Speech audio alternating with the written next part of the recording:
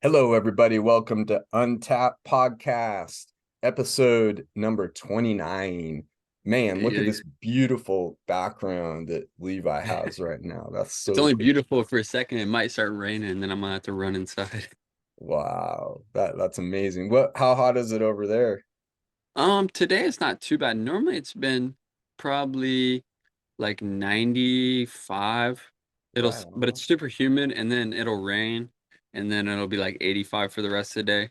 Normally it starts raining like 3 to 4 o'clock. It'll rain for about an hour, and then it'll be sunny again. So And it's you get just like thunder too? Yeah, I mean, pretty bad storm, like quote unquote, pretty bad storms, but just for probably an hour. Well, I guess Arizona, they get bad storms too. So it's like the same as the storm in Arizona, but for about an hour, and then it'll cool off and then be sunny again for the rest of the day, but a little bit more humid. But you That's kind of awesome. want the rain because that cools it off Oh, like 10 yeah. degrees. Oh, yeah. Yeah, it seems Yeah. like those don't I know that kind of climate, it happens more. It seems like it happens often there in Arizona. You just get like a little season.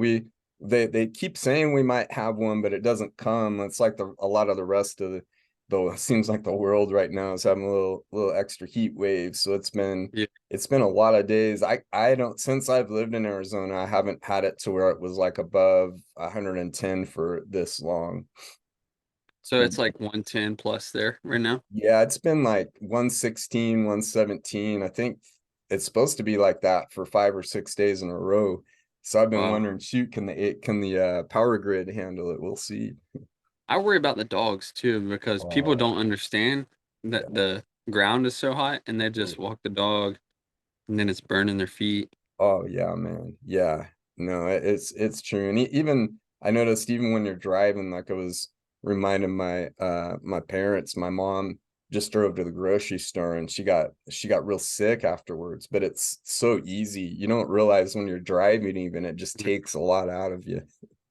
Yeah, I remember I took my brother hiking there when it was like 110. He was like, trying to kill me. What are you doing? It's like you gotta sort of love it. Like I was kind of reflecting on that. I was kind of a deep kind of thought hit me where I was like, if you're going through a difficult time, we hear this a lot. It's kind of like go towards it. That's what was hitting me is that something's hitting you heavy. It's the chemos. I've been doing really good overall. That's the update here is we're fifth cycle of this chemo once every 3 weeks, and man, it's been I can't. It's almost a miracle how good I've been doing overall. But I can still get my stuff. I get some tumor pain and in different areas in the groin and underarm and nausea, mouth sores have hit me pretty good this cycle. But then the heat would hit, and I was thinking one day, like, man, this is rough. This heat's getting to me, and I got this stuff going on. And I was like, I just had kind of like an epiphany, like, I need to change my mindset here. And I was like, I was thinking of the verse, love your enemies, and like our enemies, uh, Jesus said that, and our enemies don't necessarily, I think, have to be people. It could be things that are getting to us. What is an enemy? It's maybe that person, but it's the action and the thoughts that go into you. Have they said something? Is it the heat? Is it something that's hurting us or whatever? And I was thinking, man, instead, I'm just gonna go out in the sun and go for a run when it was like super hot and just love that. Like, yeah, I'm out running hot. And I started to think, man, this isn't even like where where Levi does his saunas. It's not 210 degrees. It's only 116, and this is awesome. I'm loving this. I feel so good, and just start to think like going towards instead of running away from the obstacle, going towards it and just kind of sidestepping. And you know what I mean? That's a little ramble of a epiphany I had. I feel like too when I'm stressed out, like when I'm super stressed out, I'm more sensitive to the heat. I So remember I true. was hiking one time and I was like, man, if you just relax and not be like so stressed out, then it wouldn't be as hot. You would be That's able so to true. cruise. But like a lot of the heat and a lot of the tension and stuff you're carrying is just like stress from normal whatever stuff, which is normal. You're gonna have stress. Life is you just gonna have to learn how to deal with stress. Ooh, Like you said, you shouldn't run from it, but if you can kind of accept it and just like, okay, this is just part of it, then the heat is not going to be as bad at that point. ooh, I love that. I love that. And I think that that's why I think training helps so much. Something like jiu-jitsu, MMA is we put our bodies, we force ourselves into stress, and you have to learn how to deal with that stress. And I feel like that discipline has helped me in all other areas of stress as well. Right. I feel like when I don't have some type of when I don't bring some type of stress into my life, like on the daily, like let's just say I take 2 or 3 days off and I haven't put my body in stressful situations, then I'm more stressed. I'm more like sped up. Things I'm a little bit more irritable. Things get to me because I haven't, like, I guess, released that energy of putting my body in stress. And then once I go through the stressful situation, I can kind of relax. Okay, I've already been through something hard today, so I feel like accomplished. Where Ah, if I don't go through something like that, then that energy is still kind of like stirring in me. And I think Joe Rogan talked about it, is like you need to release the at some point during the day, you have to release the energy. And if not, especially as a male, and oof. if not, then you're going to be all stirred up and that energy is going to come out maybe towards your wife, towards your Yeah. friends, maybe in traffic, wherever, where you're going to be a little bit more irritable. Man, that's so true. And people are having trouble sleeping more than ever. They're putting that energy into screens. They're putting that energy into food. And I think that's just a huge component of it. It's they're coping with the lack of the body's calling for put yourself under a little stress, get out there and move hard. Right. I worry about the screens a lot. I feel like Uh, it's just getting worse and worse and worse and worse and worse. yeah, it It's sure is, just the especially you got to rely on it. people don't understand the reality of life either. They're on their phone and they see this life or whatever. It's like this isn't what it looks like. Just think of your life, for example, what your life looks like on social media, Uh, and then what does it look like for real? And how realistic is that? I feel like I do a pretty good job of that, but still not like what my social media looks like is not how my real life is. It's close. It's like the highlights, but that's what it is. It's like the highlights, and people think that others live their whole life through highlights and no like grind, no push, no effort, uh, like what it takes to get these moments and experience these things. I remember I was took Tay on a hike one time, and she was a little bit aggravated about how far it was. I didn't tell her how long the hike was, and she was always saying before that, like, "Ah, you never take me on these adventures to see all these cool things." And then we were hiking and she was complaining a little bit, and I was like, "Listen, for to see all these cool things, you have to go through this. Like, I don't just pull off the side of the road, take 2 steps, and I'm at this site. Like, you have to some of these hikes are long to see these cool things, especially in Arizona. man, You have that's to true. work to get there." And that's a good metaphor for life, I feel like. In order to get to the top of a mountain and see Camelback or wherever you're going, you're gonna have to work. Dude, that's so true. And it's like we tend to want to avoid that kind of stuff. And like you were saying, in reality, we really need it. Right. I'm Like gonna I say, oh go ahead. look at Hole in the Rock. Have you ever been to Hole in the Rock in Arizona? No, I've wanted to go. Well, Hole in the Rock is normally pretty packed. It's a lot of people there, but it's also a not very long hike. But Camelback, if you go to Camelback, shoot, they close it during the middle of the day because it's too hot.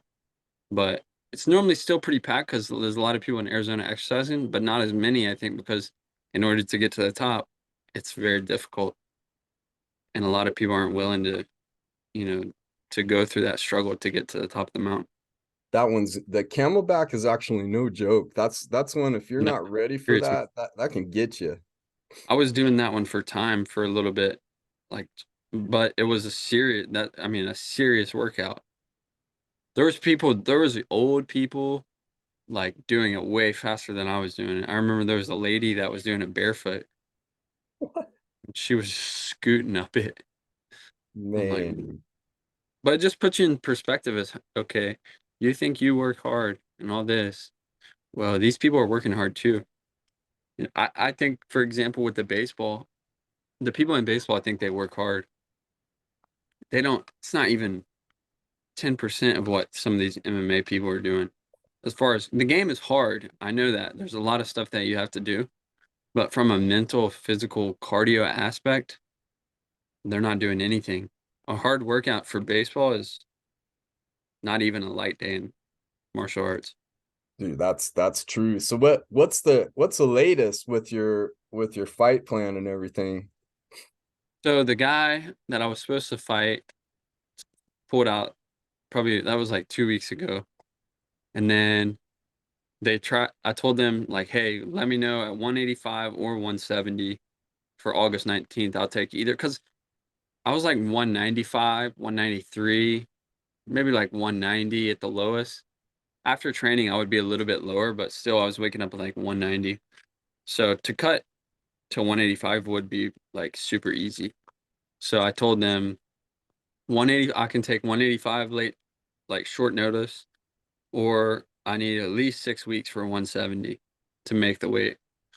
So I told them that. Still haven't heard nothing from them. I think it's the same situation as in Arizona. Like these amateur promoters are kind of a joke. So I Oh, messaged. So waiting on opponent from them, and then I messaged Combat Night, which is another, I think a little bit better um, promotion, more respected, and they have an event October 14th. So I tweaked my hip a little bit. I don't know how serious it is. It happened on Thursday. So I'm just trying to see how serious that is first. And then, I mean, if this heals up, I'll still be ready for short, like last minute on August 19th, because that's in my backyard. So I'll be able to, whatever. I just want to, I've been training for a while now since the season. So I'm ready as long as I'm healthy. And if I'm not healthy, then push it back to October. Hopefully it's nothing any, more serious than October. So I should be healthy by then. If not, then it's probably something a little bit more serious that will probably put me out for the rest of the year. So I'm you've hoping been it's going not through a that. lot of adjustments too. The move and everything like that. I mean, that's been a lot. Yeah, I'm a little bit frustrated about the my hip because part of me thinks, okay, I'm driving 2.5 hours every single day to train, and I didn't get the best warm up, and then we're sparring, and now I get hurt. It's like how much of that I mean, probably not, but in my head, how much of that had to do with the drive, how much of it had to do with my warm up, like all these things that just run through your head when you get hurt. But I'm That's trying a to, long drive to go both ways. I mean, driving, so it's 4 hours of driving every day then, right? When you're training. it's probably closer to 6, I would say, because I leave here at 6 in the morning and I get there at like 8:30. So 2.5. Sometimes I get there at 9, depending on traffic, and then I'll leave there at like 11:30 and get here at 2:30. Wow. So that is just a lot, Yeah, it especially is. like it gets with your sleep. Now I have to sleep a little bit less, and then I'm sitting in a car for 2.5 hours and then getting up and then sparring with best people in the world. But Yeah, I it's think, just, man, that posture league, that's what yeah, I that's why I studied worry. the deep. That's one of the hardest things on the body, I think, is having to drive. I mean, you see people that have to drive for the living, they generally have some of the worst chronic pain of anybody. Yeah, so I submitted the application for our place. Hell yeah. Still haven't heard back from them. People are lazy. So I'm waiting to hear back from them, and I plan on being over there by August because I'm also doing lessons out of the the Barwis facility now. They have Heck yeah. two baseball cages right beside right beside Killcliff. Wow. And Mike Barwis, his son's actually a baseball guy, so the facility is pretty uh they're pretty into baseball.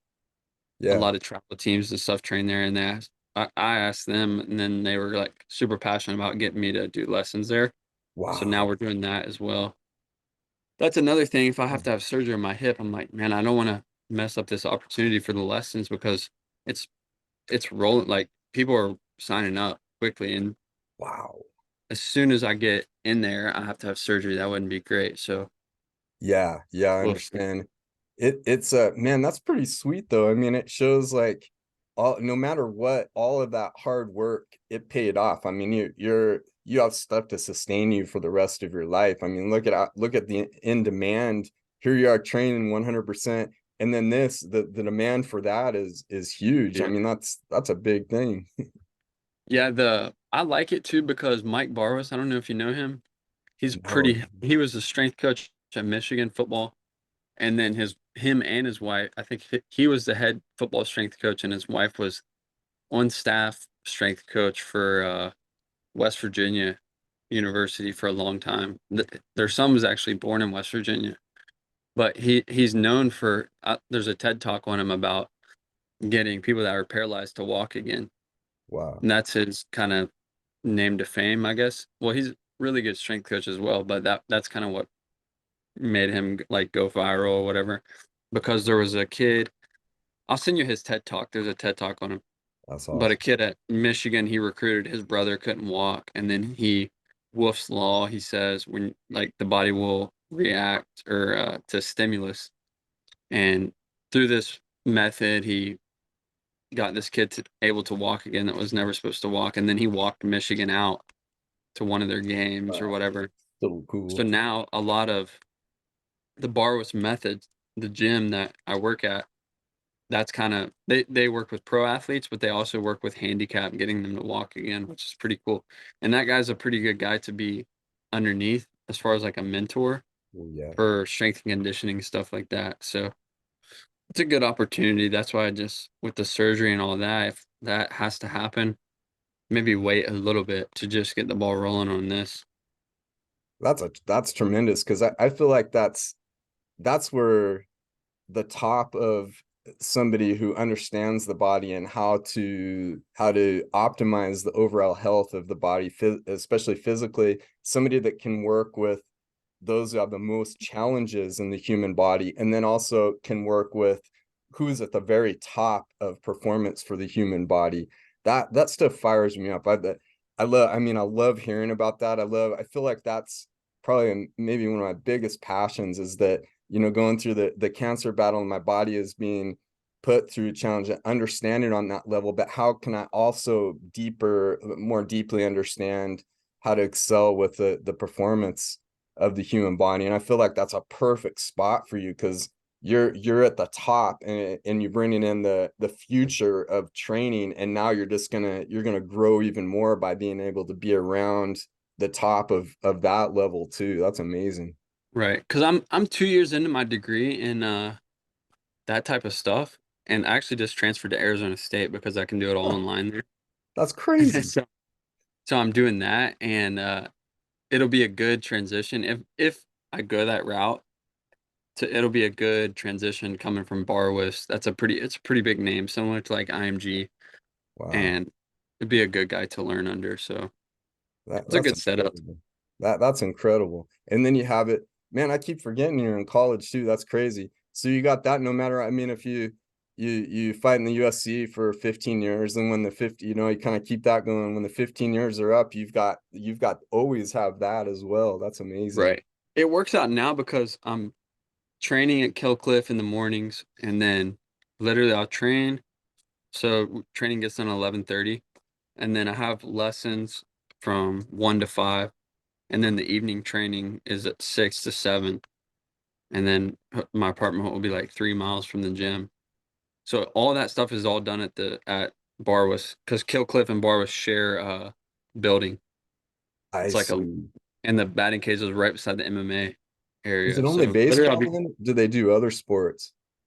they like Mitch Trubisky was there the other day. I saw him quarterback for the Steelers. They do all kinds of they do Wow. every sport. They work with there's an NHL team there right now. Base a bunch of MLB guys come in the off season football. It's a pretty big like operation they have. There's 3 locations too, I think, 2 in Florida and 1 in Colorado. That's so awesome to have I'll everybody send it to you. working. Okay. It's a pretty Man. cool setup. I wish we had something like that in Arizona because to have all athletes like from, I mean, what's that? I can't think of the name of it. It's the place that's like, is that just Exos. baseball though? There's Exos. nothing like that out here, right? It's kind of like Exos. Have you been to That's what I was Exos? thinking of. Exos. That's what I was thinking. Yeah. Ball is very similar to Exos. I would say, um, I don't know, similar to. It's like if you put the lab and Exos together. Ooh, that would be amazing. That's That's what we kind of need. how. Yeah. We need that 100%, man. Yeah. Jeez. I've been uh I've been thinking about a lot. Last week I trained 8 times, which I Nice. haven't really been able to get past. Like I've been averaging probably 4 times, 3 or 4 times a week for quite a while now, like maybe 4 or 5 months. And I was really reflecting a lot on, when you jump up that volume of training, what you go through different thoughts and trying. I love that whole trying to unravel. It's almost like a logic puzzle. I made it so that on Friday I trained 3 times, so like at the end, near the end of the week, I was just pushing my body past the point of wanting to train. But I was thinking a lot about the time of day. I think no matter what you do, because there's a whole thought out there about, if you're going to be training for fights and your fight's going to be later at night, then maybe you want to do the training later at night. I think Mayweather is one guy who did Yeah. that. But when I look at like 99% of the athletes, and I like to go and look at like the old school boxers and stuff like that. Like I was going back and revisiting Julio Cesar Chavez, Sugar Ray Leonard, Bernard Hopkins, Marvin Hagler,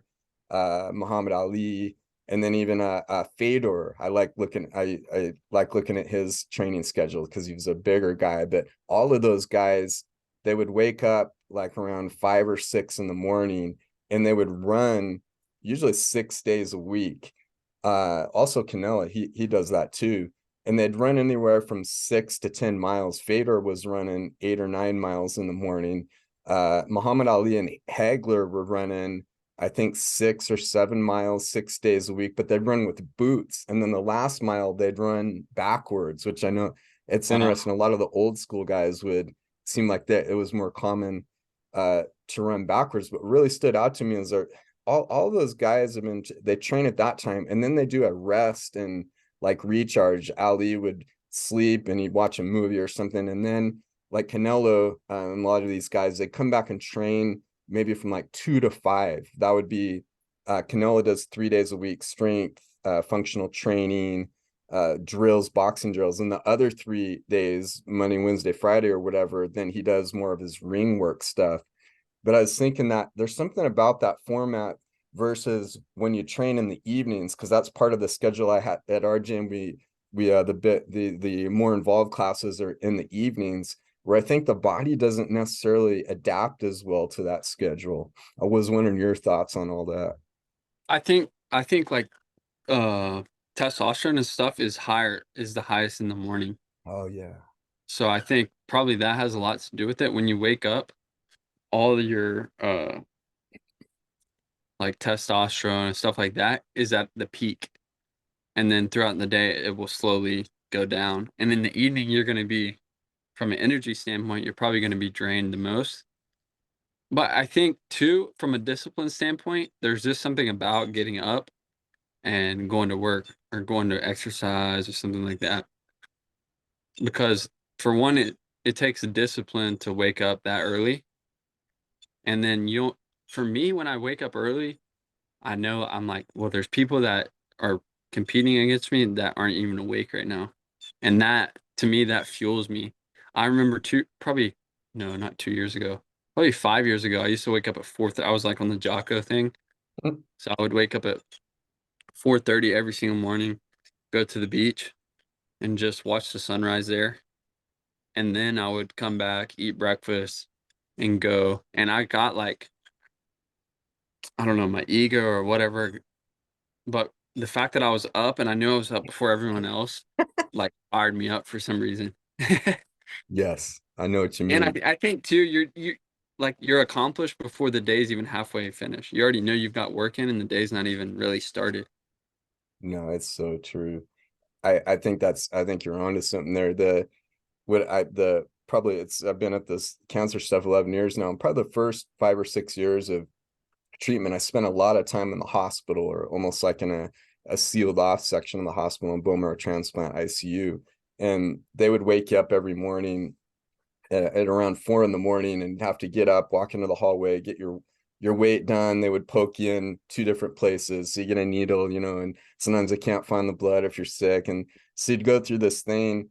4 in the morning, then you try to get back to sleep, and then the doctors would be coming in your room, people coming in your room at 8. So it's something that kind of stuck with me for a while. I'd hear other patients, oh man, it's the worst thing. They wake me up, then it's just killing me. They complain to the nurses and try to find some way around it. And then I started to think, kind of go with that too, like with the ego, like, man, this is toughing me up. I'm awesome. I'm waking up at this time and doing this, and telling myself, this is putting me and making myself a stronger human than a normal human. And it kind of stuck whether I wanted to or not. As I'll wake up, like sometimes I can sleep in a little bit more, but usually around 4 in the morning I'll wake up.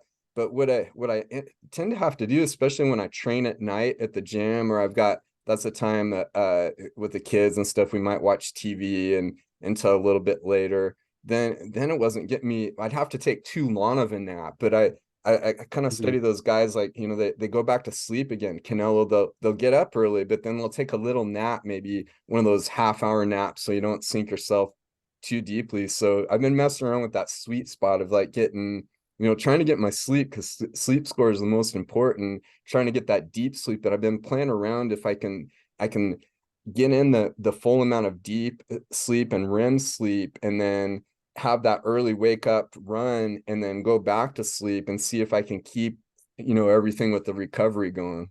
I geek out on Yeah. that stuff. I think too, eating late will not Oh, ruin, but dude, hurt your kills the sleep a lot. score. I was talking to a 35er at the gym.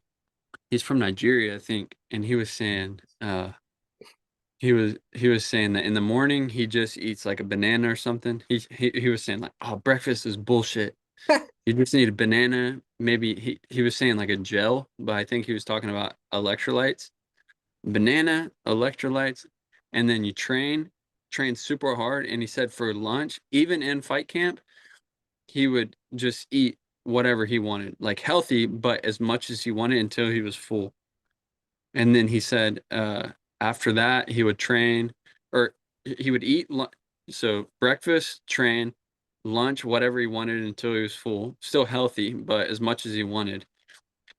As soon as he's finished eating, he takes a nap, sleeps all the way until training, and Wow. then trains in the evening. And they were like, "Well, you need more food," and he was like, "No, because I just went to sleep. I haven't that food's still with me. I haven't done anything." So I wake up, the food's probably digested at that point, train in the evening, and then just have like a medium dinner. Not until he's full, but Love it. just so he's not hungry, because he doesn't want to mess up his sleep. And that's all he eats. And he was like, "Dude, I never have to worry about my weight. Like my weight's always dialed in. You give me 3, 4 weeks, I'll make 135 easy." That's I was like, genius. "It's pretty I feel like the interesting." body adapts too. It'll adapt to certain eating styles. And if that boosts your training, why wouldn't you want to adapt to that? That's awesome. Right? Because I asked him about the breakfast thing, and I was like, "You don't feel like you don't have fuel for training in the morning? Because if you don't eat breakfast, so you had just a whatever dinner, like a smaller dinner, and then you don't eat breakfast, now you don't eat again until like 2 o'clock. So Yeah, really you're eating at 2, and that's kinda it, other than a small dinner." And he yeah, was just saying because he's trained his body, like you said, he's trained his body. If he ate a breakfast, then he would feel like shit training, yeah, because he's so used to just having a little bit and nothing really on his stomach for the morning. Because the morning trainings are much harder than the evenings.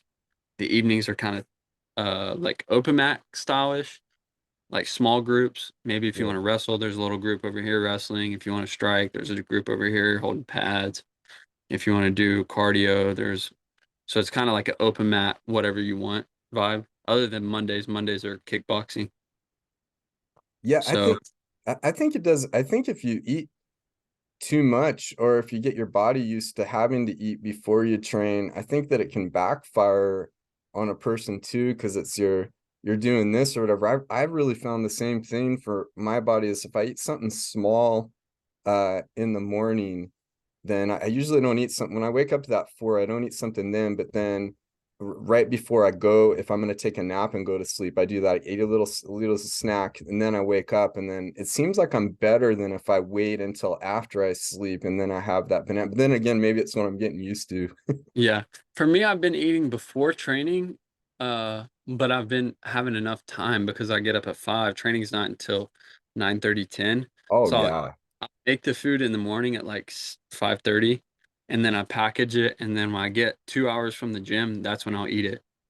So I Oh, eat that's 2 hours perfect. out to allow myself some time to digest, and then I feel fine training too. And the foods before though, I was eating a little bit closer to training. I didn't feel as good. I would there was like a First Watch. I think I talked about it on the podcast. There was a First Watch right in front of the right by the gym. I would get food there, eat it, and I would still have like an hour or like 30 minutes, but it wasn't. I didn't feel as good. I feel better when I eat 2 hours out. 2 hours. That sounds like a sweet spot right there. At least 2 hours before training. Yeah. And right now I'm just eating like a handful of blueberries, a handful of blackberries, a handful of raspberries, a handful of almonds, and then or a sandwich with turkey bacon, arugula, egg, avocado, Woo-hoo. and bread, and that's it. That sounds so So good right now. feel good with that. Yeah. That's awesome, man. This is good stuff. I was thinking of different topics, and somebody was I was talking to somebody about this. I think it was last week or whatever. Is what are your thoughts on being friends? So if you're in a relationship, committed relationship, being friends with a member of the opposite sex. Um, I think I think it's fine as long as the problem that you run into is insecurities, I think. Hmm. When as long especially as long we'll just say that the friendship is on the up and up. Everything's good to go. There's nobody's doing whatever. I think your insecurities as if I'm a little bit insecure and let's say Taya's friends with somebody that is got it going on pretty good too. We'll say maybe he makes more money than I do, maybe he drives a nicer car, maybe he whatever. Maybe there's areas that I feel like he's a little bit better than me at. Then my insecurities will probably flare up a little bit and maybe I'll have a little bit of a problem with it. But really it's my problem because I'm the one that's insecure. That's if the case is everybody's being on the up and up.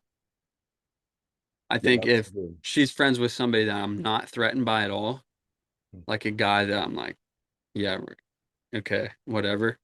Like maybe I see myself as quote unquote like on another level, then it won't flare anything up. So I think really the problem is if there is a problem, it's with the opposite person as long as everything's on but at you can kind of sense when let's say she's friends with somebody and the guy is being nice or whatever, but I can kind of sense a little something like I Yeah, don't know about this guy. 100%. Yeah. And I can look myself in the mirror and be like, this isn't coming from a something that I'm insecure about. Then maybe there'll be a problem, but I'm not too like there'll be guys flirting with Taya at the beach and stuff, and even at the recharge center, people come in there, they don't know that and I'm just like, dude, what? So, I know how hard it is to go up to a girl, so this Yeah. person, if they've been thinking about coming up to her for the last 30 minutes, they've got this plan or whatever. Like, I'm not gonna ruin it for them. I'm just gonna let them do their thing, and I'm just gonna trust that Taya is gonna, whatever. And if she wants to entertain it, I guess go ahead. But for the most part, I trust her, so I don't feel too crazy about it. Yeah, that's good stuff. I think it's like where's the healthiness for the relationship, and then for each person, like where that's what I was kind of thinking about that. Like where is it the healthy? Would it be healthy for me to just be, with all known guys that are like, oh man, that guy just talked to my girl. I'm mad. They're just raging about it. They get upset. They're Right, taking it out on their, for the next whatever amount of time. Or it could be like where there's absolutely, I don't care, go ahead and do whatever you want, and I'll do right, whatever I want. Then there's like, where how do you find that committed part of the relationship? Like I talked to my parents about that before, and they're coming up on, and I think it's geez already in a week or two they'll be at 50 years of marriage, and they really believe like it's if you do enter into a close type of friendship, like maybe you could be acquaintances, but if it's a friendship where you're going to the movies and hanging out and stuff, eventually one of them is going to like the other person. The other person might be clueless, but at least one person is Right. probably going to start having feelings or whatever. So then there's got to be a you know and I respect everybody of whatever level they define it, but it if two people, I guess it is, if they make a commitment and they've defined some some parameters or whatever, then it's it's I think it can be a healthy thing, whatever wherever that level is. I'm not even making sense. Yeah, I think it just depends on the motive. And like I said, I'm not too I used to be a lot different when I was younger, probably because I was insecure. But I would definitely say Taya's a little bit more like she doesn't mess around with that stuff. For me, I'm just like whatever, do your thing. Like I'm more focused on other things than trying to get all mad about somebody talking to Taya. I just trust her and I trust what I feel like what I bring to the table is pretty good. And if she's willing to throw that away, then that's kind of on her, you know? Yeah, that's So true. I don't, I think we don't have kids or anything like that too. So maybe that would change things a little bit. But for now, it's just like, I trust her. I'm not like, I'm training, doing my thing. If she can really do whatever she wants. And I'm not, as long as I know who she's coming home to and I know who's like spending the majority, like the important time. We have the dog, we're eating dinner, all these things. 100%. Yeah. Like now, if she starts coming home at 10:30 every night and she's going to the movies with this friend, then maybe things will. But as long as it's casual, I'm not too worried about it. I think that's perfect. Yeah, it's nice to be in a relationship where you can trust that person. I feel fortunate, like with the same with Ara and I, where I just know her so well and I trust her so much. I support pretty much whatever she wants to do. I know, and if she veered off of that, then that's her thing. You know what I mean? Right. It's kind of in that area. But I know that's a it seems to be a rising subject, maybe especially when with social media and stuff like that, where that is where the time is going to be spent. And I sort of feel like too that females, they have a little better intuition. Like sometimes ours, like, hey, that I don't know about this girl's intentions, and I was just clueless, you know what I mean? Where she's Yeah. like, and then she turns out to be right after a couple times. I was like, okay, I'm gonna listen to her from now on. Yeah. I think, I don't know. That's a weird, it's a hard, like I said, I don't get too whatever about it. I'm just like, as long as you're not touching, then you're cool. You can look, you can say whatever you want, but just don't touch. If you touch, then maybe I'll have to touch you back. That's awesome. You miss playing baseball at all? You miss throwing the ball and things? Have you gone out and thrown it? I've thrown at the lessons I've thrown and stuff. I don't know. I don't miss it too much really because the lifestyle, I just know what the lifestyle comes Yeah. with, like the traveling, the bus. I was never really into that. There are guys that they love that stuff. There's guys that love the culture, that all that comes with that, and they love being on the road. They love whatever. I wasn't too into that because I wanted to eat healthy. I wanted to sleep right. I wanted to do all these things and feel. I think the thing I'm most passionate about is like feeling good for Oh, whatever that means. yeah. And it's just really, really hard to do in that lifestyle. So I don't miss that. I miss some teammates, some coaches and stuff like that. But I don't know. The thing I want to do the most is train, help other people train, Yes. and feel healthy and happy. And so I don't miss it too much. Yeah, I think you sort of there's nobody wants to get injured, but I think you even sort of enjoy that the part of trying to figure it out. It's a huge challenge to get injured and have to try to figure out how to train around it, you know what I mean? Yeah. I think because it was a blessing that I was like injured, but I couldn't get much help. The Yeah, team, we were kind of going back and forth and whatever. There was a lot of conflict there between me and the yeah, team, that's true. and I felt like I didn't have much help, and I was just trying to I didn't know what was going on really. I was just trying to figure it out the best I could, and through that, I went to see a lot of people, that were like experts in that field, so I learned a lot from them. Mm. And then my mind was kind of involved in health and wellness and the body positions and all this type of thing like 24/7 because I was trying to get healthy. So I learned so much. And even now doing these lessons and doing arm care and stuff like that, there's kids I'm working with and I'm like, "Oh man, you guys are so far behind." Some of the stuff that I was doing at like 12, 13, people in I was doing this in West Virginia, which is supposed to be super far behind. And people here at like this high-end facility, they don't even understand it yet, Wow. which is I guess That's good for you. good for me. Yeah, because they they're gonna need the knowledge and the information. But it's a little bit eye-opening because there was a kid, he was doing just bands, arm care bands, pretty good athlete, plays on a and he just there was just like basic concepts that they didn't understand. Like as far as keeping the rib cage down when you're doing a band work, he's Okay. like flaring like this, and I'm like, whoa.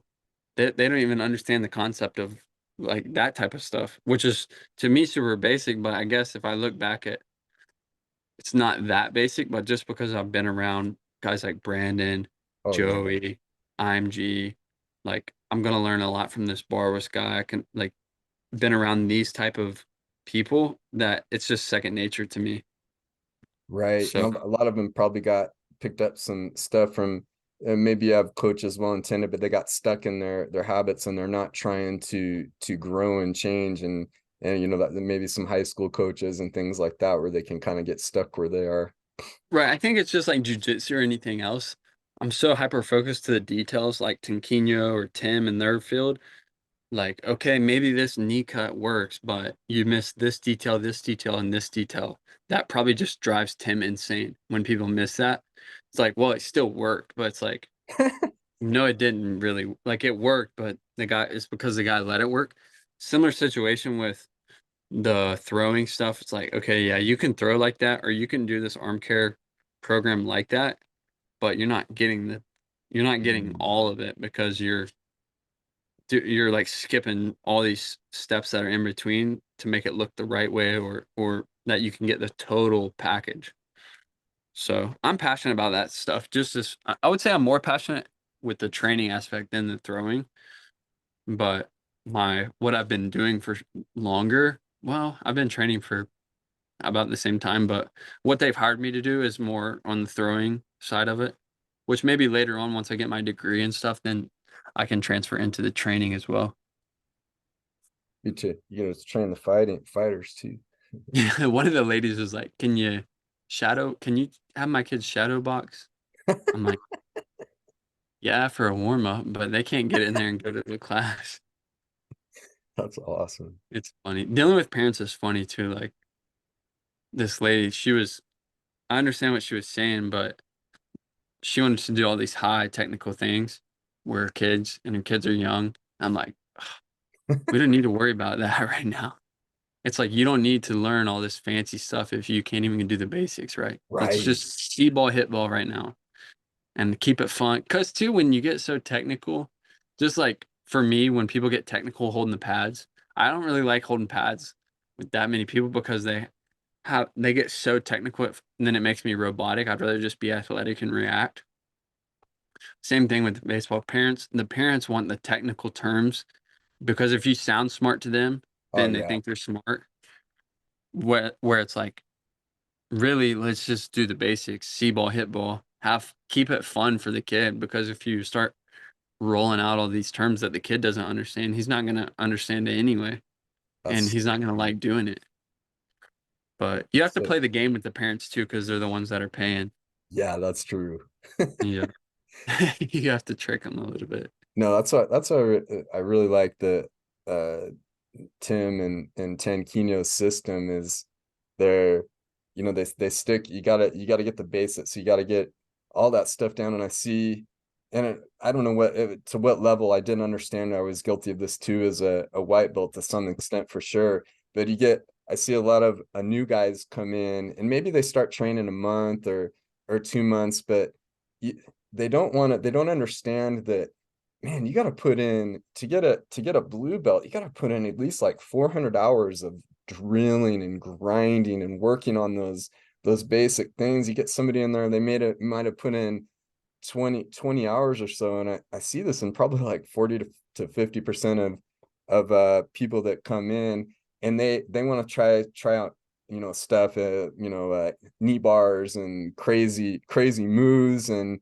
you know, where I went against this white belt last week, and he was trying to do roll spins over me, just throwing his, but just doing really spazzy Right. stuff that he probably felt like, hey, I'm going to show off. And you know, that those are it's frustrating because like that's where you get hurt. First of all, that's where, you know, it kind of crunched my neck a little bit or whatever. And then I'm like, is it even worth it, you know, rolling with somebody with that kind of mentality? I mean, maybe it keeps us fresh, that where we're ready for whatever happens. But then on the other end, it's just like this person just isn't getting it.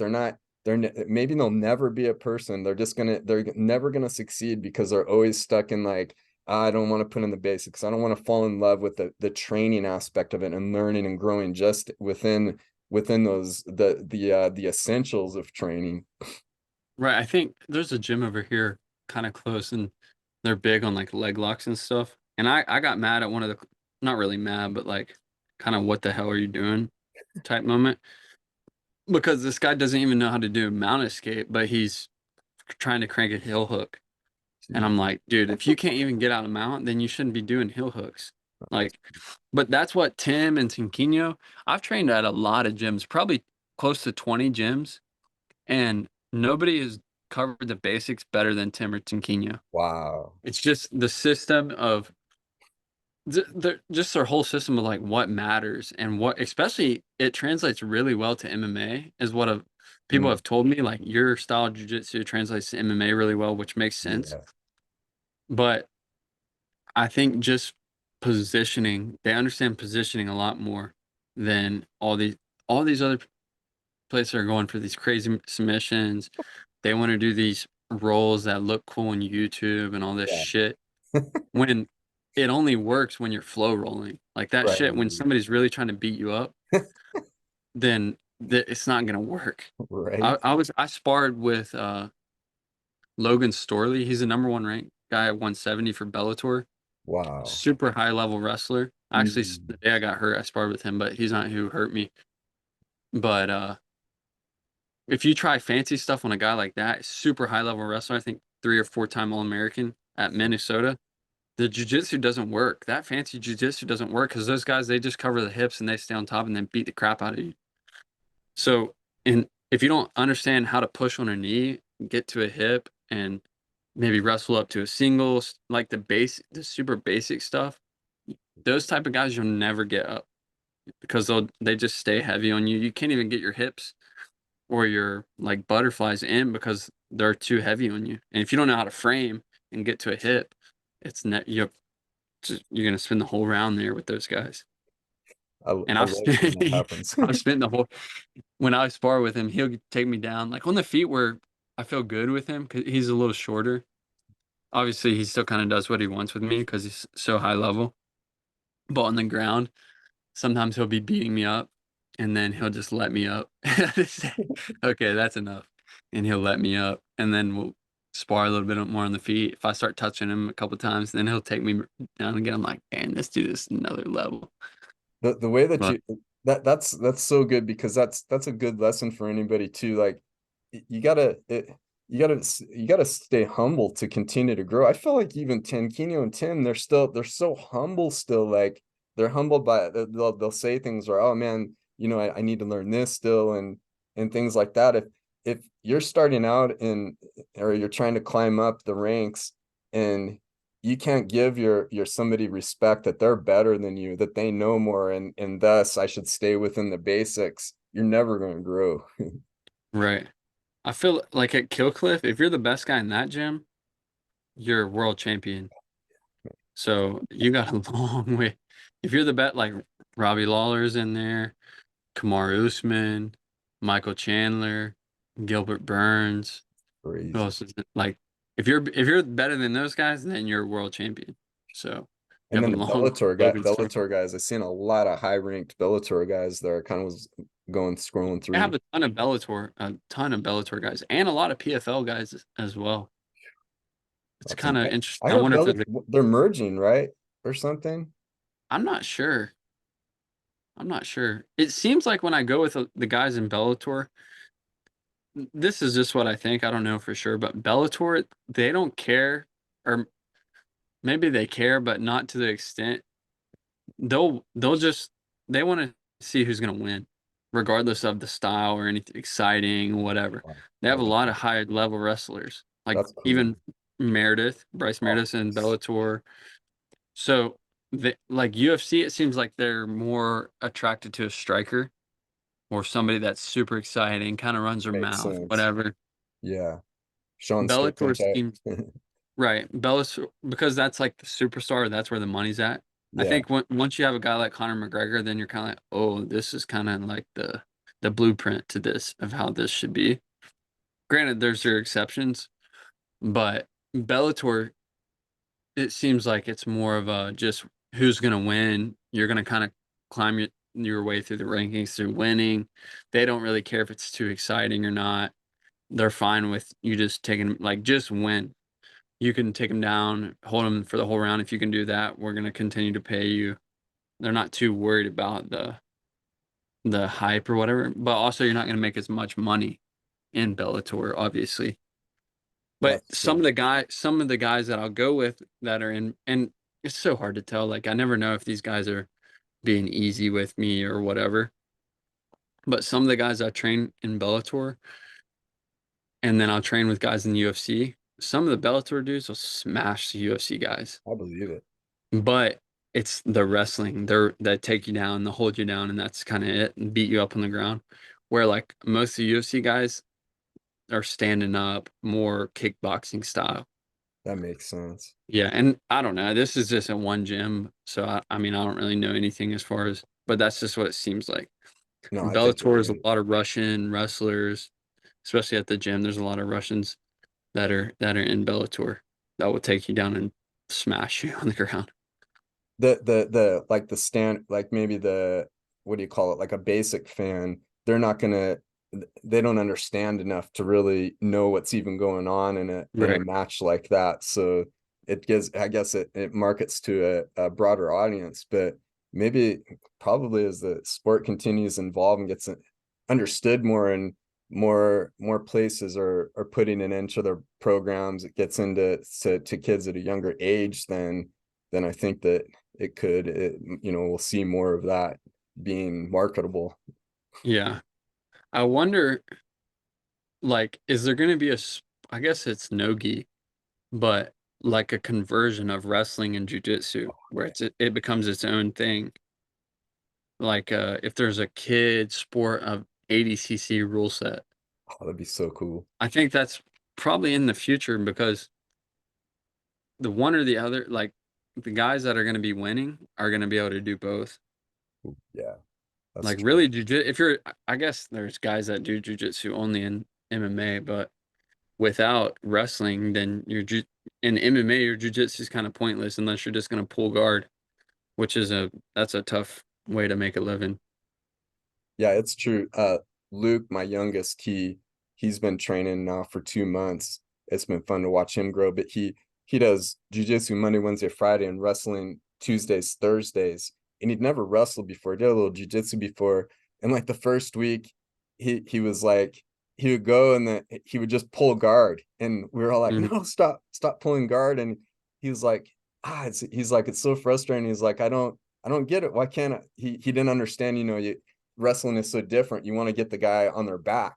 And Right. that's such it's such a big difference that it would be nice if they could kind of build a program out of a no gi, but really put in at a younger age when the body is fresher and you can train more. Like I think a lot of the wrestlers get really good because they're able to train like 3-4 hours a day. You see these college guys, they're just training like crazy. And if you could build that into a program from an early start, I think that would be amazing. Yeah, I remember when I was little, I wrestled a little bit. I didn't really like wrestling that much because and I still really don't like, I know I need to do it, but I don't really like doing it. Feel you. Uh, well, now I understand more of a respect for like a hard workout, so I like it a little bit more in that aspect. But wrestling is so challenging Oh yeah. as far as from a Oh, cardio for sure. standpoint. I would say way more challenging than jujitsu. So kids from a like a hard work, like grind, and Yeah. it's more aggressive. It's just kind of it's almost like barbaric a little bit. Wrestling's a little bit more rough around the edges, I would say, than jujitsu. Yeah. So kids, as a kid, they're probably going to lean more towards jujitsu 100%. because you can play that game on your back where you don't have to Yes. scramble and all this. It's wrestling's like a head-on collision, Oh yeah. where jujitsu is more like surfing. It's more like a flow, kind of like a wave. That's so So true. That is it's an so true. interesting. Yeah, it's in wrestling too.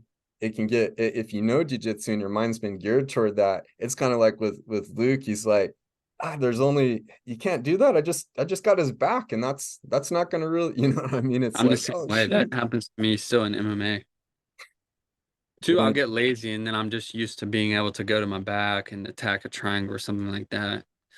And that shit, and it doesn't work, especially in a high level guy.